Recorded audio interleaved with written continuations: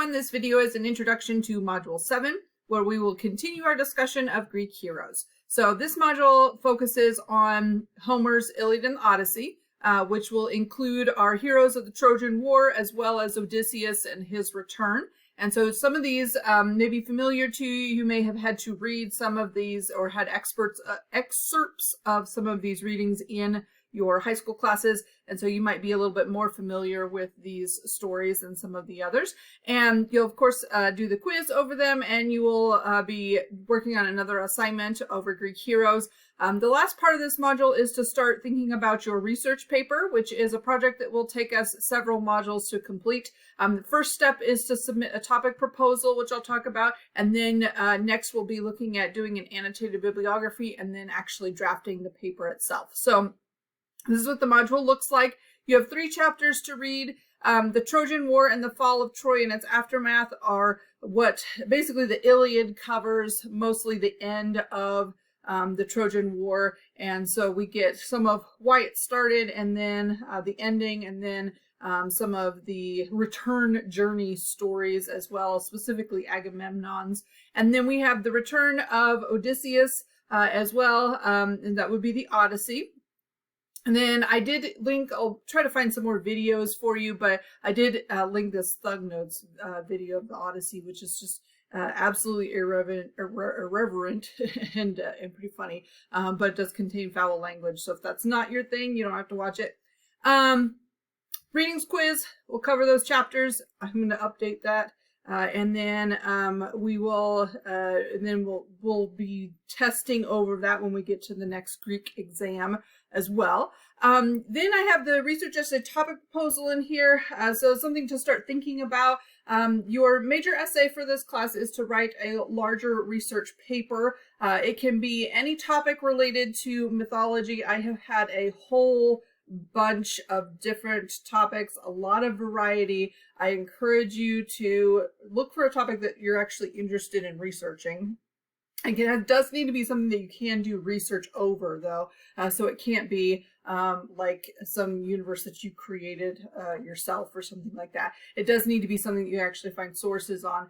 It does need to be about or related to mythology, and kind of think about how we can add something to our discussion of mythology through the topic, but it doesn't necessarily need to be academic. I've had quite a few papers on mythologies that were created for video games or other type of universes, just as because that's what the student's interested in. I really encourage you to pick something that you are actually interested in writing about, or you're interested in reading about, because it really shows the students who have picked a topic because they know they can find a lot of information about it, versus so they think it'll be easy, versus the students who actually genuinely wanted to research this topic. And so their interest in it really shows in their writing, and you'll be bored if you pick something that you didn't actually think, if you just picked it because you find sources about it. I do have one document in here that might help you out. It's just a list of topic ideas. So these would be, these are some students who've done before. I've had quite a few I think are kind of interesting, like zodiac sign type topics. I've had a lot of students pick just another culture and then look at some of their stories in their Irish and Celtic myths, the Japanese gods and goddesses, things that some of them we might touch on a little bit when we get to world myths, but that are not, that we don't cover as heavily. Some students do pick, something that is straight out of the book, one of their, their favorite Greek god or goddess, and that's fine. But I do encourage you to think kind of outside of that. I get a lot of stories about mythical creatures. Mermaids, dragons are really interesting because there are different types of dragons from different traditions. So you can see the differences in how they're told within the stories from just geographically where they come from. And then, of course, like I said earlier, I get some video games, comic book series, things like that, or even TV shows where students are just kind of analyzing.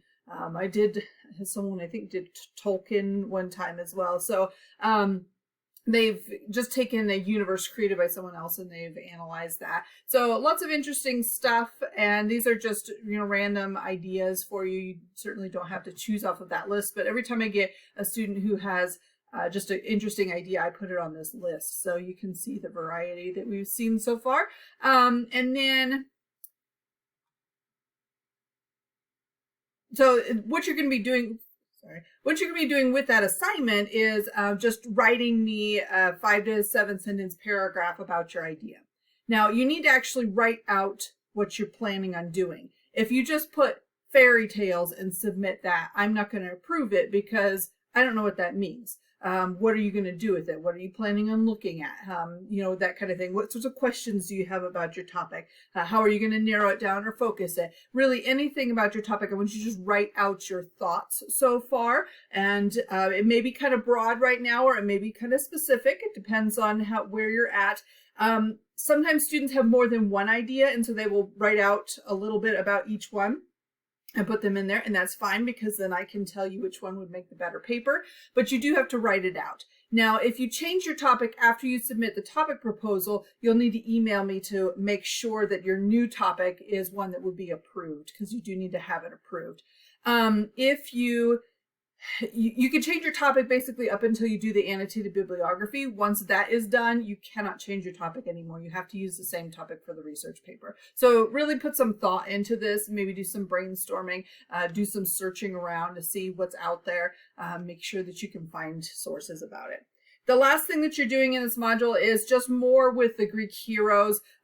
This is tied to what we've looked at before. When we first started talking about the heroes, I linked the Joseph Campbell's hero journey information, and so I have a link back to that. And it's basically the 4 steps of the hero's journey: the call to adventure, the challenges, temptations, the transformation, and return. And so once you look through that stuff again, then what you're going to do is pick a hero. It doesn't matter which hero you choose, but it would be easiest if you did one of the ones that we've already covered. So Heracles, Theseus, Perseus, Jason, Oedipus, Odysseus, Ajax, Achilles, any of those who have been in the stories that we've looked at so far. Would be good to use for this assignment. So what you're going to do is you're going to describe the hero's journey using the 4 parts that are on his hero journey information. So these 4 stages of or steps, if you will. And then you're going to give me an analysis of their achievements and how well they fulfill the story arc. So, you know, really explain what it is that they do within each part of the element, or which element of the story, the journey. Then how well you feel the hero fits the hero's journey, whether or not you feel he or she would be considered a hero by today's standards. And the last thing, which will be just a little bit more difficult, is using those theories of myth criticism that you have looked at before, and that you can analyze part or all of the hero's story. Sometimes it's just one aspect of their story that you can use, but it would be anything like, just to throw an example out there, Theseus, some of the deeds that Theseus completed, especially after he became king of Athens, are actually attributed to a real historical person. That is called historical allegory. So you could do something like that, or you could look at some of the other theories involved. And so any aspect of that hero's story that you can analyze using one of those theories, that part might dictate which hero you choose. So there's going to be some obvious heroes that would be easier to use for this assignment than others. 1 page long, can be written like an essay, or you can bullet or number 1, 2, 3, 4, since you have 4 things to look at. It's up to you kind of how you want to look at it or how you want to structure it. But basically I'm looking for a page of information at least. So if you have any questions about any of these assignments, be sure to shoot me an email. Otherwise, I hope you're having a great week.